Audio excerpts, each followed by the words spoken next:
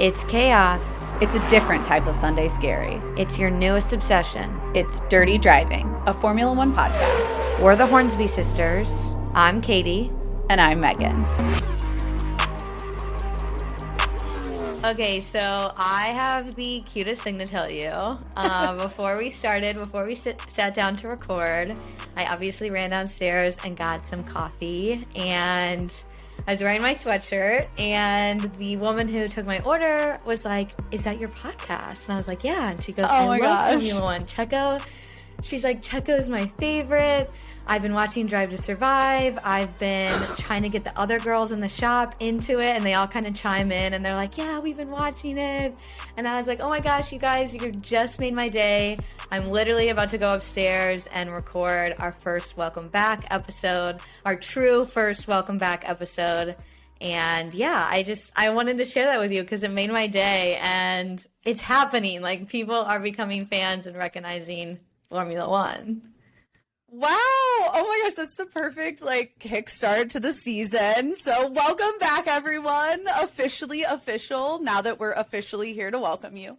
I know we kind of unofficially started the season last week with our first guest interview with Ash, but now we're here. This is it. It is Drive to Survive is coming out this week. Next week we have Bahrain. Oh shit, this week we have practice. I kind of forgot about that in Bahrain. It's actually happening. It is March. I feel like we're in that scene where people are just running around aimlessly, doing things crazily, because this off season has felt like an eternity, but it's also been the shortest thing ever. It feels like just 5 days ago we were recovering from Abu Dhabi, and here we are preparing for Bahrain. Yeah, but we're here. We're doing it. We're doing the thing. We're here. I don't even know what to say. I'm so giddy about it, and I'm just excited for everyone to be here. I'm excited for the season to start. If you're brand new, welcome. If you're going to start listening this season, welcome. If you're going to start watching this season, welcome. Megan and I have, just welcome. Megan and I have tons of things planned for the season, and honestly, we've been counting down for it to get here, and we're just so excited. So for those of you who may not know, my name's Katie. I'm the younger sister of the duo, and I live in Chicago, and when I'm not at work, I'm doing Formula One stuff. Then that leads me. I'm Megan, obviously, of Megan and Katie. I am thus the older sister, and the same thing as Katie. When I am not at work, I'm doing Formula One stuff or hanging out with my dogs or doing Formula One stuff. So this is our favorite thing. This brought us together. This made us closer. This is our hobby. This is our fun thing. This is our passion project. This is our source of excitement, entertainment. This is our sport that we like. And we are beyond excited, if you cannot tell. I think we've said excited about 97 times since this podcast started recording. But that's genuinely the only word that actually articulates how ready we are to share this with more people, with our fans already, with fans of the sport already, with anyone who wants to engage in the content with us. We are here. We are ready. Again, another word we've been saying a ton of times. But yeah, that's what we're here to do. We want a community. We want people to talk to about Formula One, anything about Formula One. If you want to talk to me about the choice in racing boots that Daniel Ricciardo has had over the last 2 years, I will sit down and do all of the research to do that, just like Katie will. Yes, we will prepare for any question you might have for us, any topic you might want us to cover, really anything. And this is the perfect time for us to plug our socials. Feel free to follow us on Instagram, Twitter. We're at Dirty Driving Pod.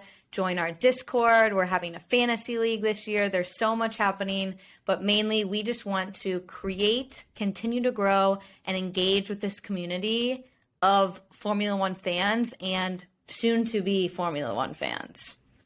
I am going to take a minute to also replug the Fantasy League. This year, Katie and I have decided to not only create a Fantasy League on Grid Rival, which is an app We're not doing the official Formula One league.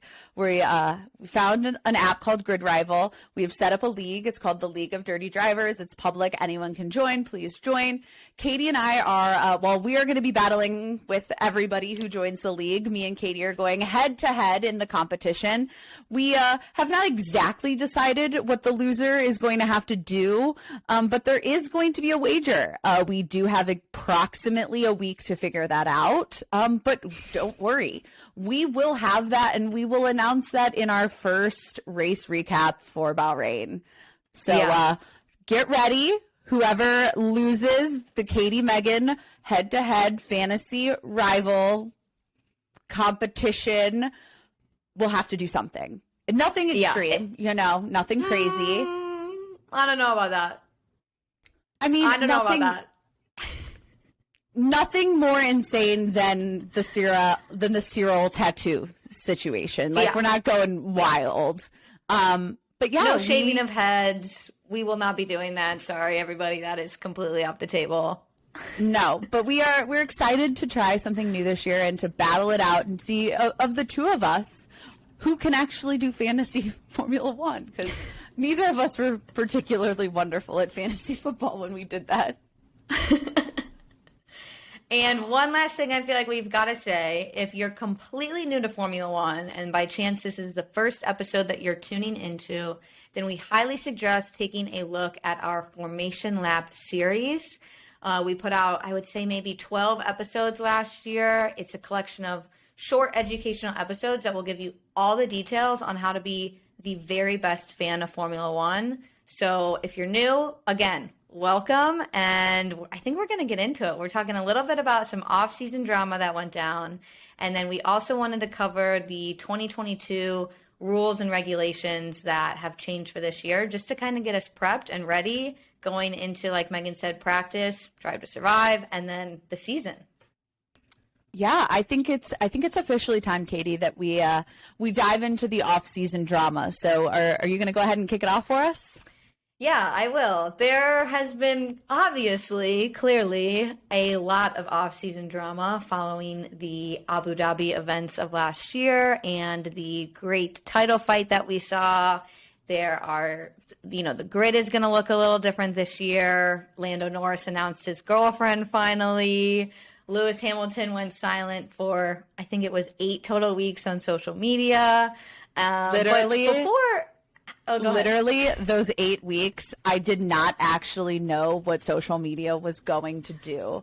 I feel like every day I was just waiting for him to reemerge, just like every other fan on the internet. No, like, we were falling apart. Megan and I talked about it. Probably, we have like 7 a.m. business meetings every morning, and we talked about it at every business meeting. And finally, I said to her, I was like, I don't know if we can talk about this anymore. Like, that's how hard it was hitting my soul. Like, I just want to pretend it's not happening because it was that emotionally jarring. Well, people were just losing their minds. I mean, I was losing my mind, but the internet lost its mind. Where he was and whether or not he was okay. And then, like, we saw him get that smoothie in LA, and we were like, okay, he's alive, he's well, he's smiling. And then he finally came back to us and posted. And I would have to say he broke the internet that day, at least in the Formula One Twitterverse. He broke it, but we were all ecstatic to have him back.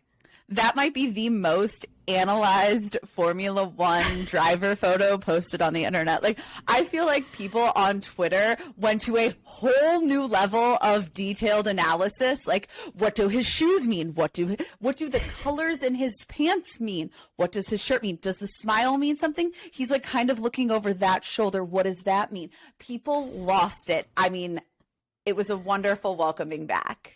It was the only thing that came close was the analysis of Lando Norris posting his girlfriend.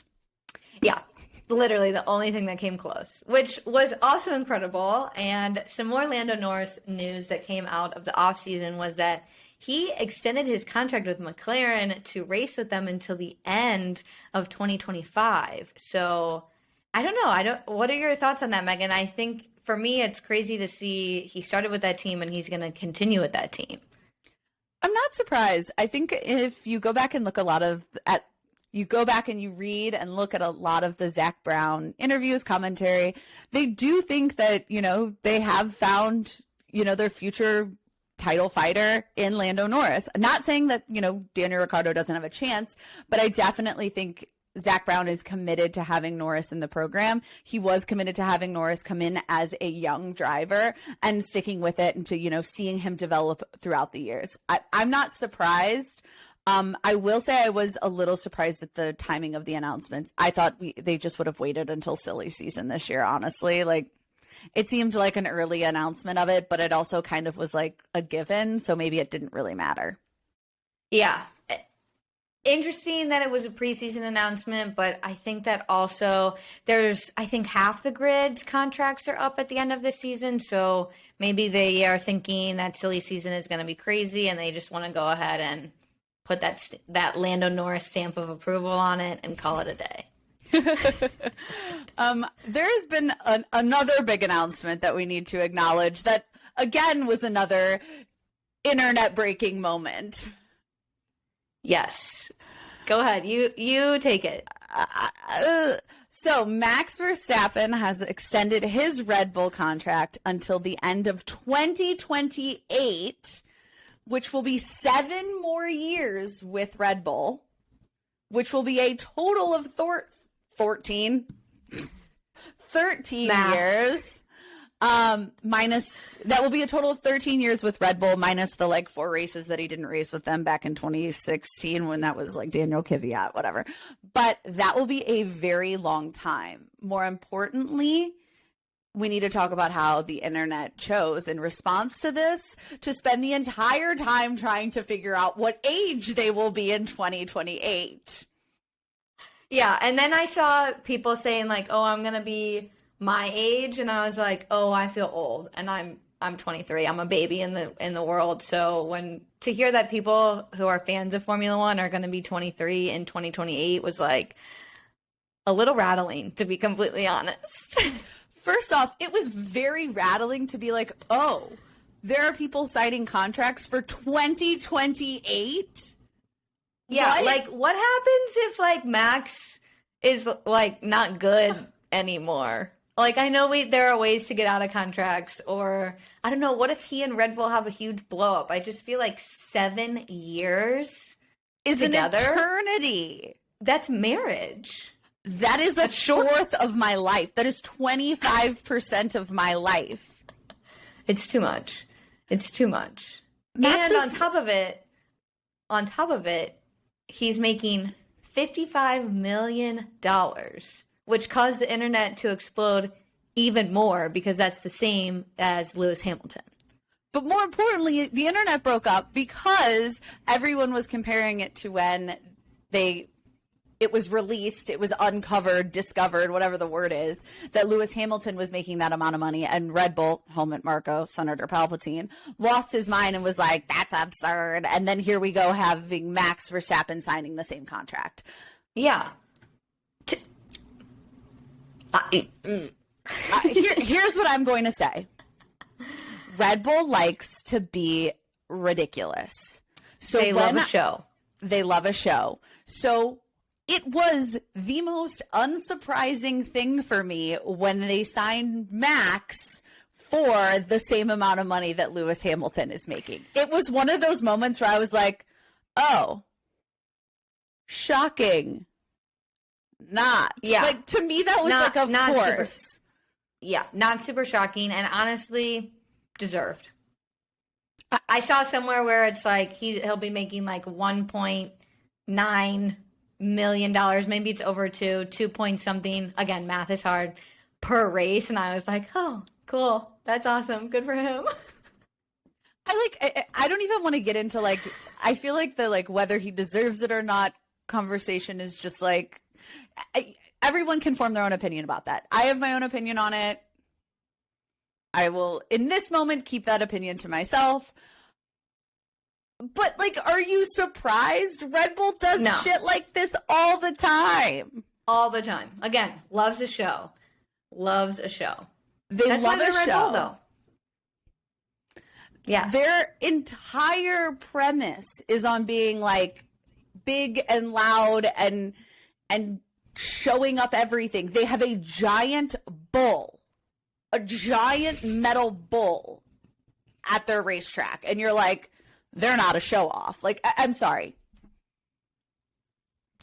Was anybody surprised? If you were, you clearly weren't reading the room. Yeah. You clearly have no idea who Red Bull is and have no idea how they brand themselves. But in more controversial news for some, not for us, Michael Massey was finally removed as race director. He will remain in a position in the FIA. Definitely part of the drama. There was a lot of talk about it on Twitter. There's been a lot of talk about it in general. The wildest part was that it was announced during the Ferrari show of the new livery, which was crazy because I think the whole thought process behind F1 doing that was, oh, no one will pay attention to this because we're watching the Ferrari live show.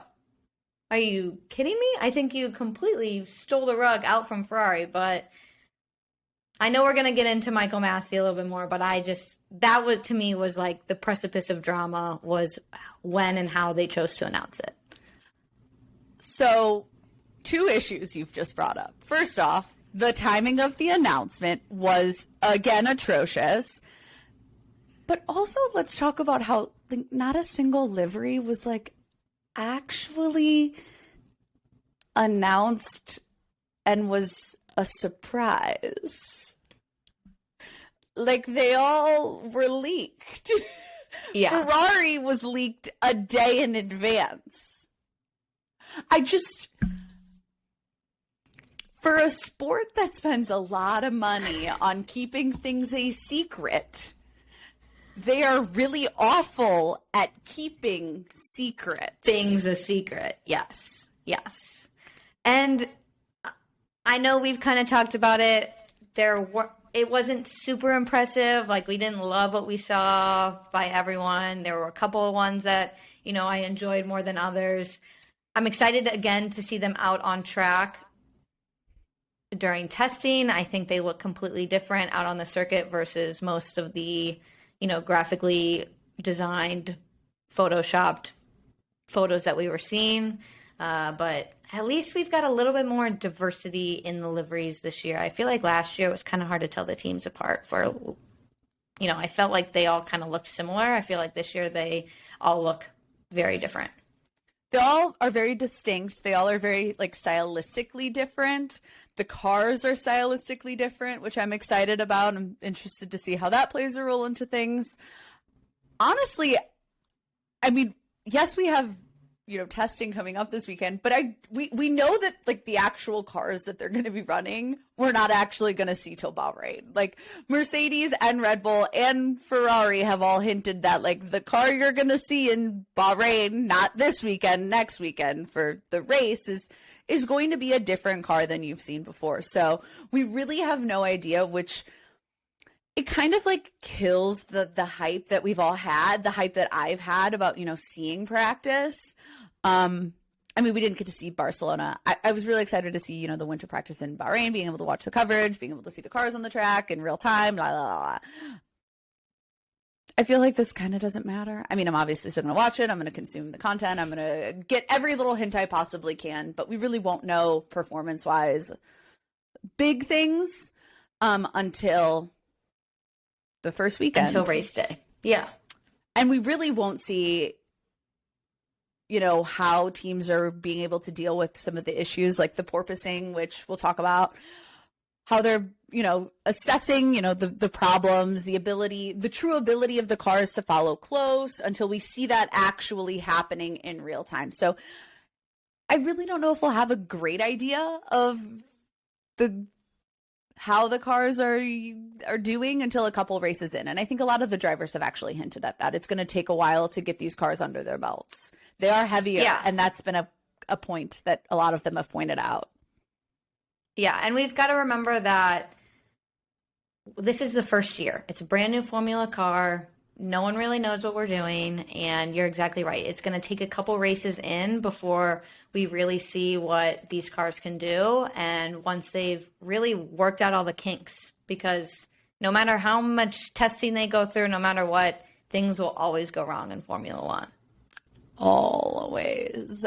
Speaking of, let's get to something that's going wrong in the world today and is having massive, massive repercussions on Formula One. Weird segue. I know I tried to make that work, but there's really no good segue into what's currently happening outside of Formula One. So if you are not aware, there's probably no way that you are not aware. We are currently seeing a Russian invasion. There is no way to call it a conflict. It is a conflict, but it is a Russian invasion into Ukraine. And as a result of the Russian invasion, Formula One has terminated its contract with the Russian Grand Prix promoter. Therefore, we will not see a Russian Grand Prix this year. This year would have been the last year that the Russian Grand Prix would have been hosted at Sochi, at the Sochi Autodrome. So no more Sochi Autodrome going forward. Good chance we won't ever see another Russian Grand Prix. We will definitely not see one under the current circumstances. Interesting to note here, this means that the Sochi Autodrome will literally be the only track that Mercedes has won every single race at that has ever been there. The Russian Grand Prix will actually only have ever been won by Mercedes-Benz. Fun fact. Yep. Like I said, going forward, the Russian Grand Prix has been terminated until current circumstances change. Essentially, current circumstances changing, Putin will have to be out of power. And that's kind of the going consensus I found in all of my research about what that phrase means. Yeah. With that being said, No, go for it. I was just gonna say, I have seen a few rumors that the Russian Grand Prix may be replaced by the Portuguese Grand Prix. But again, we don't know that. I would assume that they're probably going to replace it with something. So we'll keep you guys updated once we know. The other places I saw were Turkey or... Oh, there's another one. You know where I would love to go back to, and I have no idea what the geopolitical atmosphere is there and if it would even make sense to go back, but Cape Town. I've heard a lot of people arguing that we go back to, or that South Africa be added to the calendar. I don't know if they could realistically pull that together for this year, but I don't know. I would love for them to race. I 100% think that they should have a race in South Africa. Yeah, I think so too.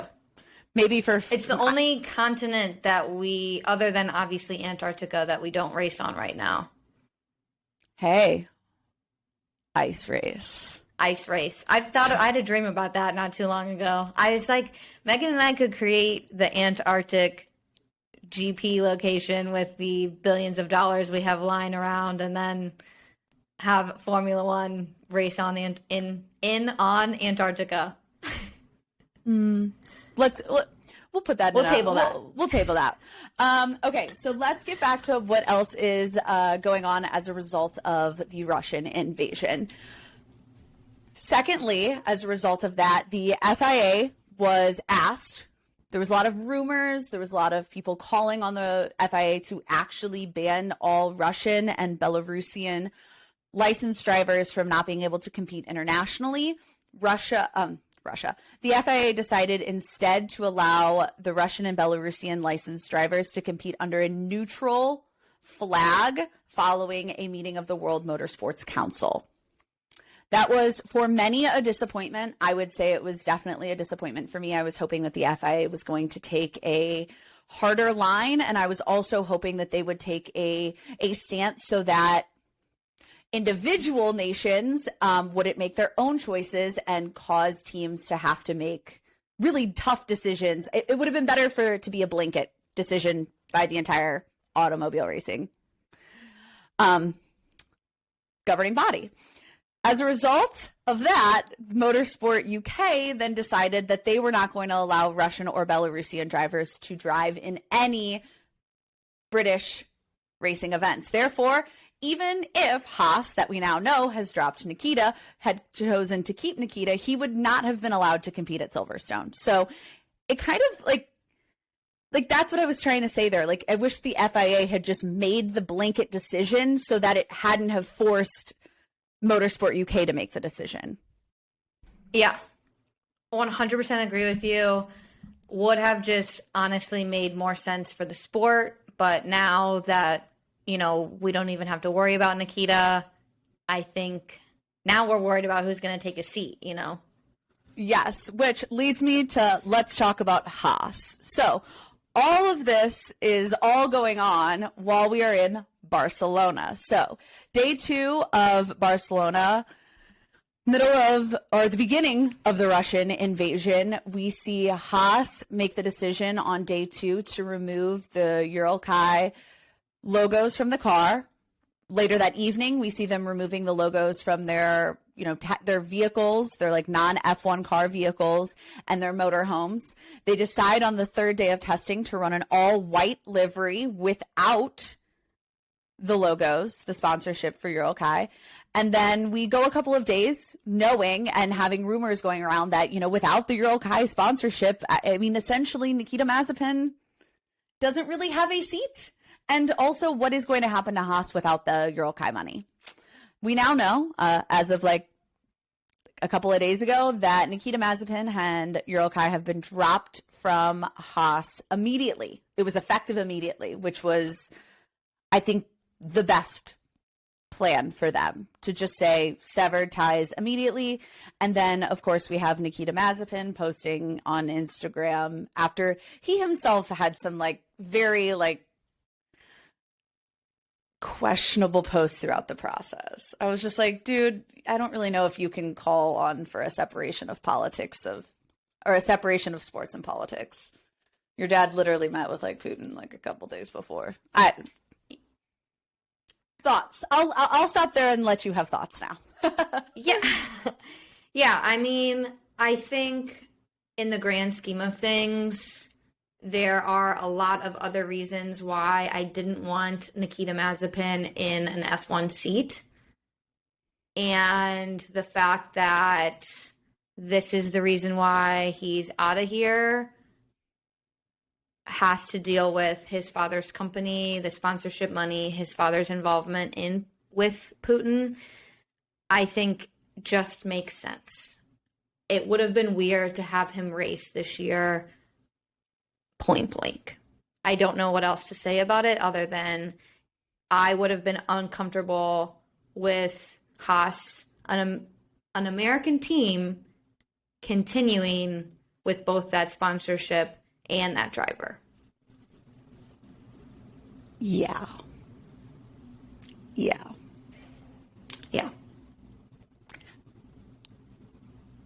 It's hard to articulate because I do in one sense understand the concept of trying to keep sports and politics separated, but at the end of the day, they just are not. They're not. And not when you have a global sport spanning the world with drivers and fans from countries, from probably fans from every single country and drivers from a wide spread of different countries.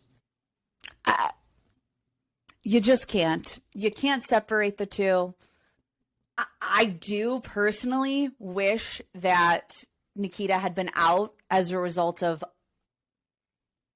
many of his other things that he has done, because those things were in fact incorrect and wrong. I wish he had been banned for, the other things. I wish the FIA had taken a stance against those. But here we are. This is what has happened. He is out. And now we see who is going to take his place. It could be Fittipaldi. Yeah. It could be Italian Jesus. Yeah, and we should know, hopefully, before this episode even airs, practice in Bahrain is March 10th, 11th, and 12th. So hopefully we have some sort of update with what the Haas driver lineup is going to look like.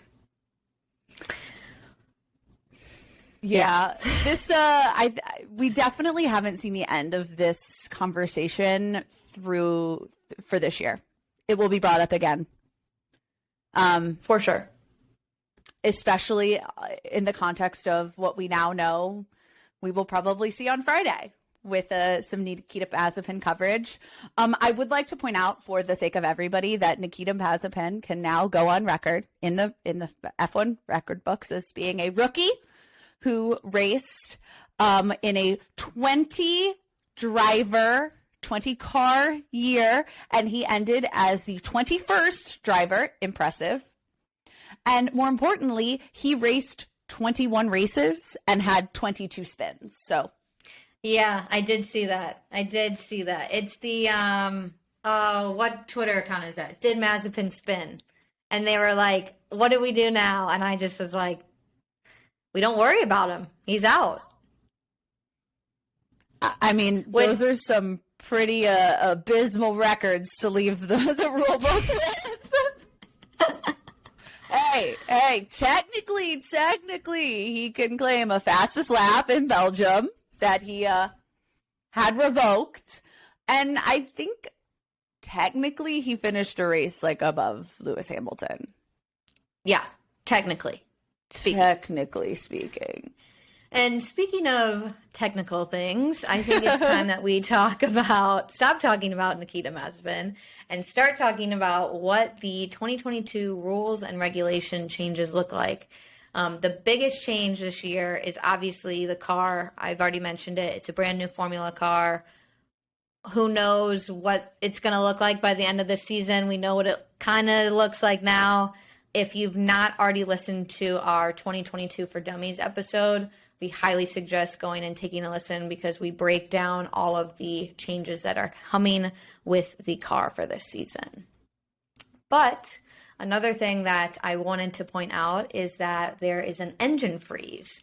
So in the grand scheme of trying to save money within Formula One, the FIA and all of the teams decided that they are going to be freezing engine development until 2025. So basically what that means is that the engine, the gas, and the oil that is used cannot be further developed past, they had two deadlines. One was March 1st, where they had to have each power unit provider had to basically give the schematics for the internal combustion engine, the turbochargers, the MGU-H units, as well as the exhaust, fuel, and oil that each team will use consecutively for the next 4 years. And then the final deadline is in September. It's September 1, where they will have to provide the same information about the MGU-K, the energy store, and the control electronic systems.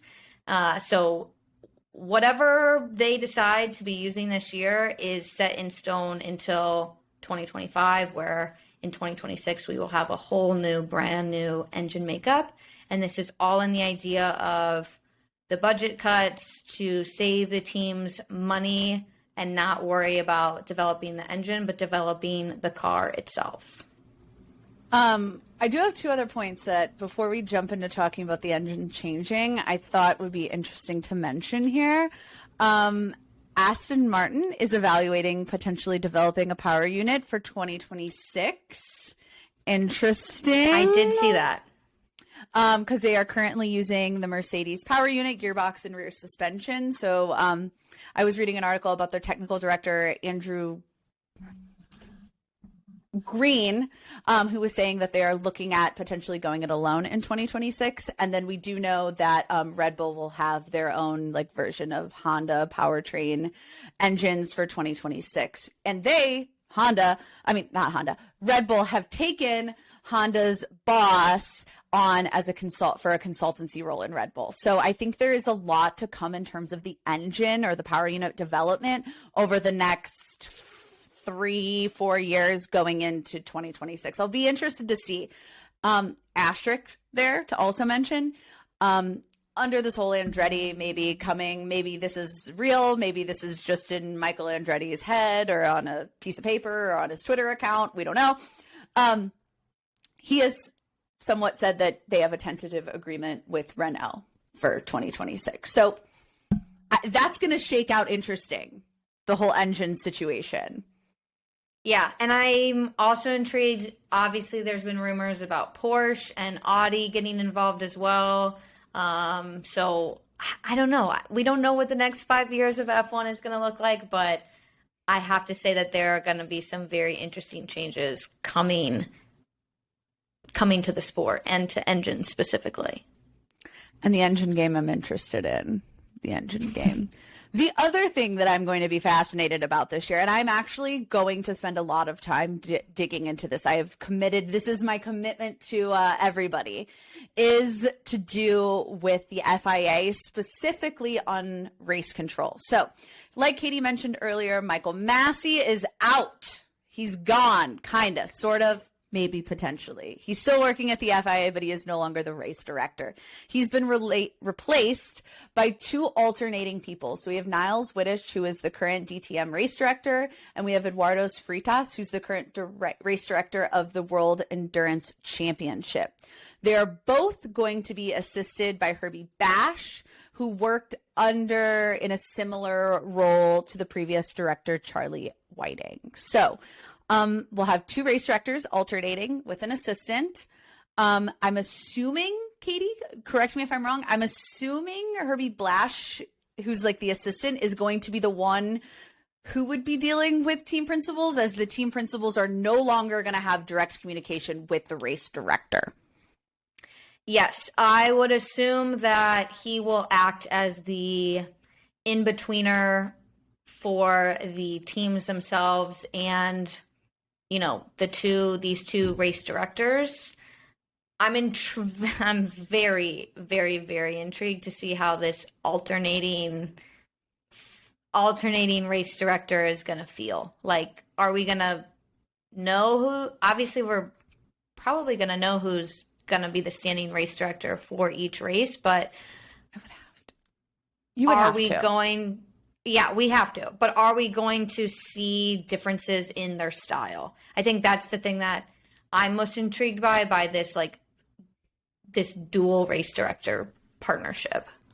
Well, I mean, that's going to be fascinating. But the other part of this that I genuinely don't understand how it functions, like the functionality of it in real time, is the fact that they're going to be assisted by a virtual race control that will work like the VAR in European football.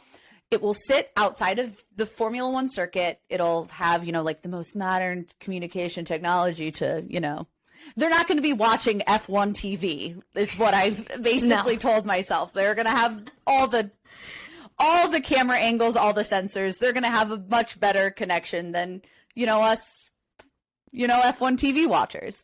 But what I don't understand is, so in the moment where, take us back to Abu Dhabi, this is happening, Michael Masi, let's say he has a virtual race control. Formula One isn't like American football or even European football where you can stop Pause. Play. And in American football, they call New York and have them review a play.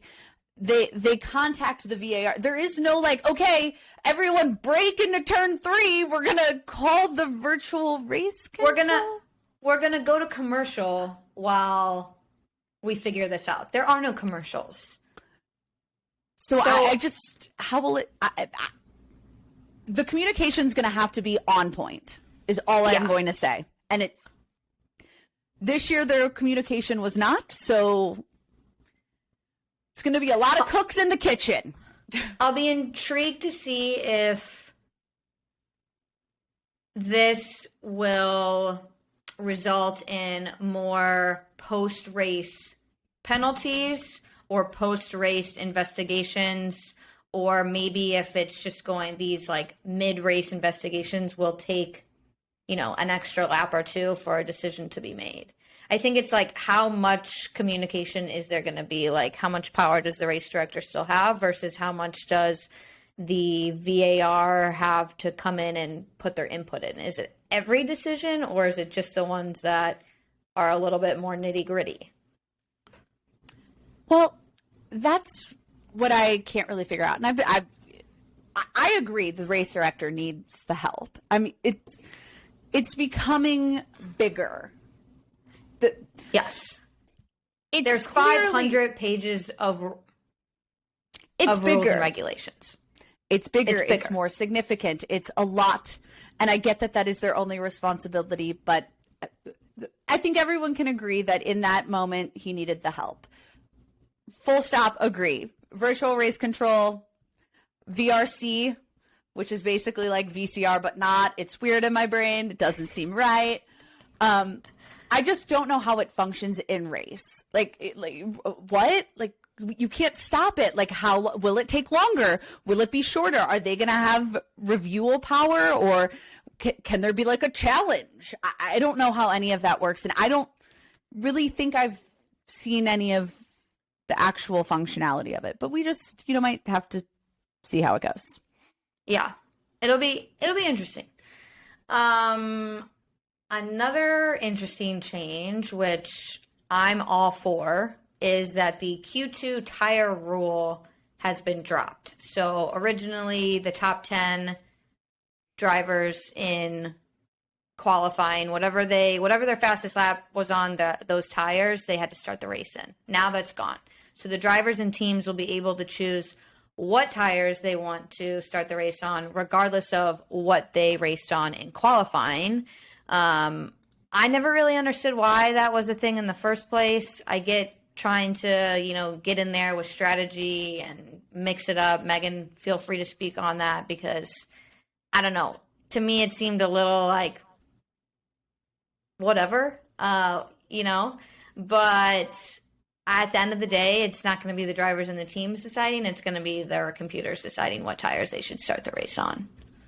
So I think they originally did it to help the midfield out, to give them an opportunity to know like what the front of the pack was doing. Yeah.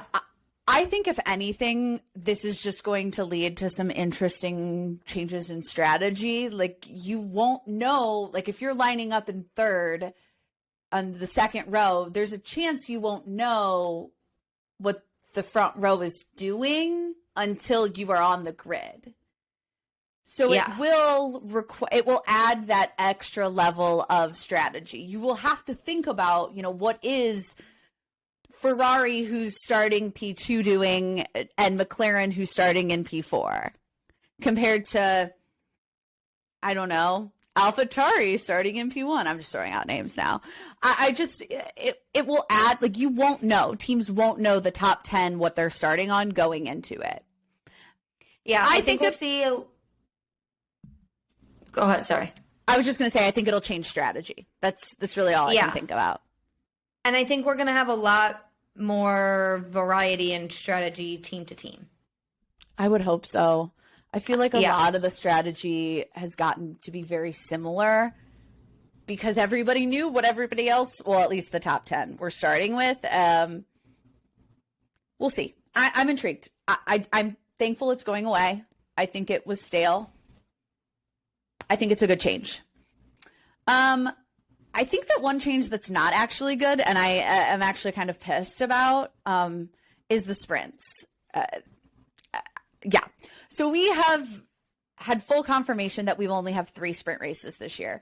While there was lots of conversation that we would have 6 going into, really, I mean, the talk of 6 sprints started in late October of last year, early November, even before we had gotten to our 3rd sprint race. And they had very much hyped it up. And there was a list of, a good chunk of like 9 or 10 races that were being considered.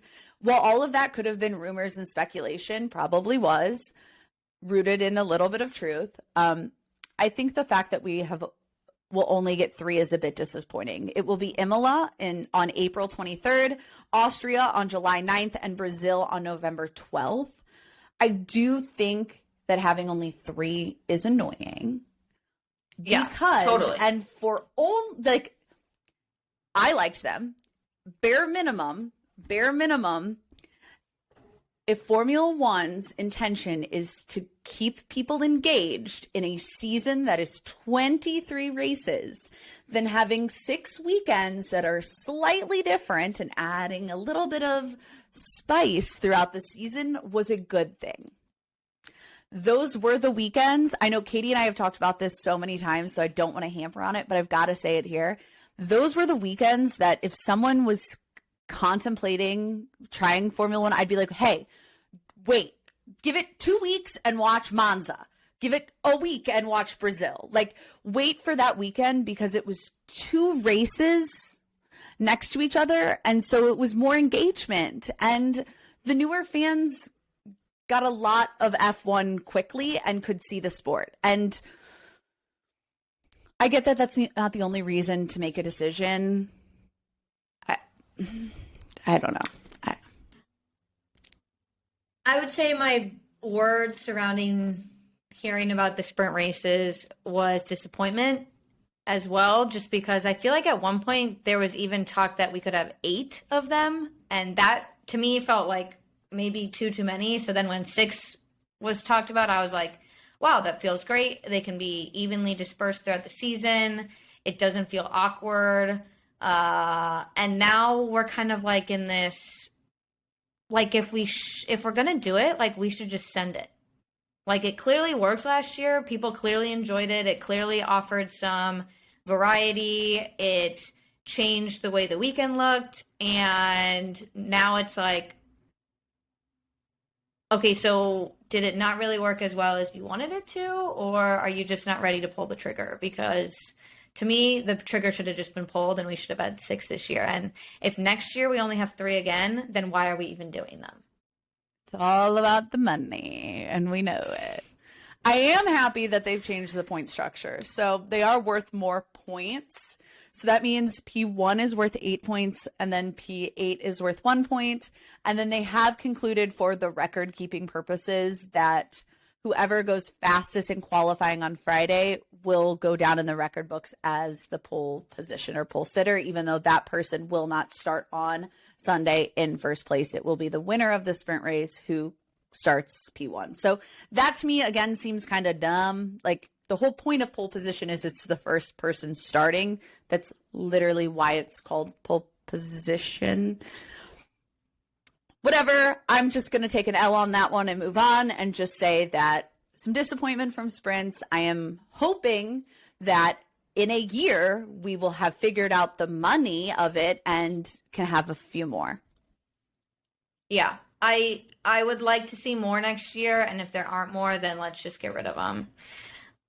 But our next kind of biggest thing to talk about is the change to the way that the safety car is working with lapped cars and overtaking. And this is totally reactive to the events that took place in Abu Dhabi. The rules were broken. I'm actually not upset that they're going over this and adding change. I think it's warranted for sure. I will say it's probably 1,000,000 to 1 that we're going to have an incident where we're at the last race, the top 2 drivers are tied, and we're behind a safety car. Now that I say that, hell, we might have it next year, but I highly doubt it.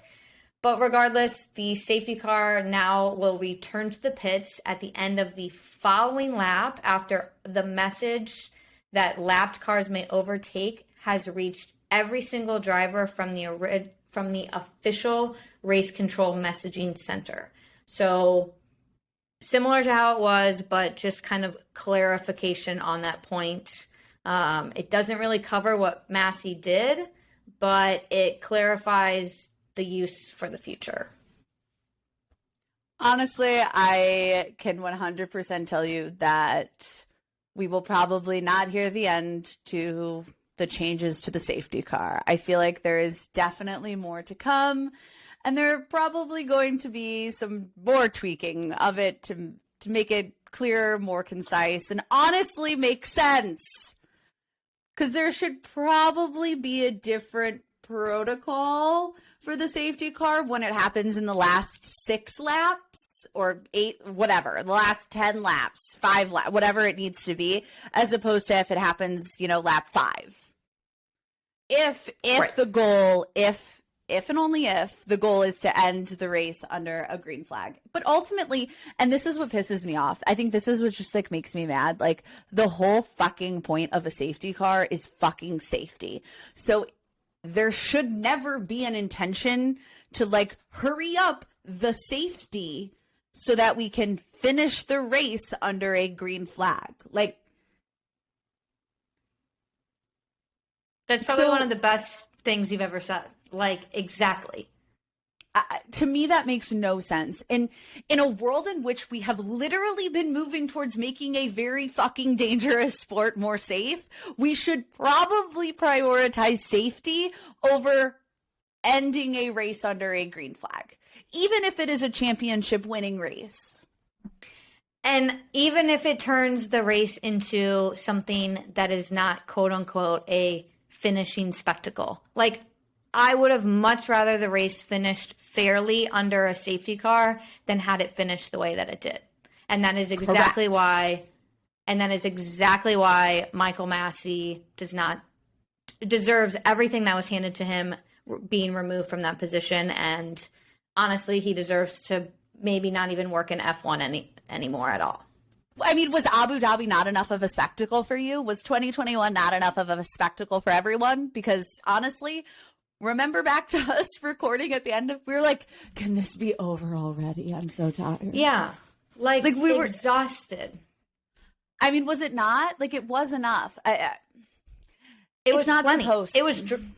It was drama filled. I was entertained. We had the closest title fight we've had in years. You didn't have to fuck it all up at the end. No, and it could have just ended safely. And if that is our goal at the end of the day, is to have a sport that is fun to watch and is safe for all people involved. The drivers, the teams, the fans, the marshals. Who am I missing? The drivers, the teams, the fans, the marshal. Everybody involved. Everybody safety involved should be the priority. There should never be a point that you're like, oh, let's hurry up and figure out how to get this taken care of so we can just end the race in entertainment factor. Exactly. I've got I've got nothing else to say.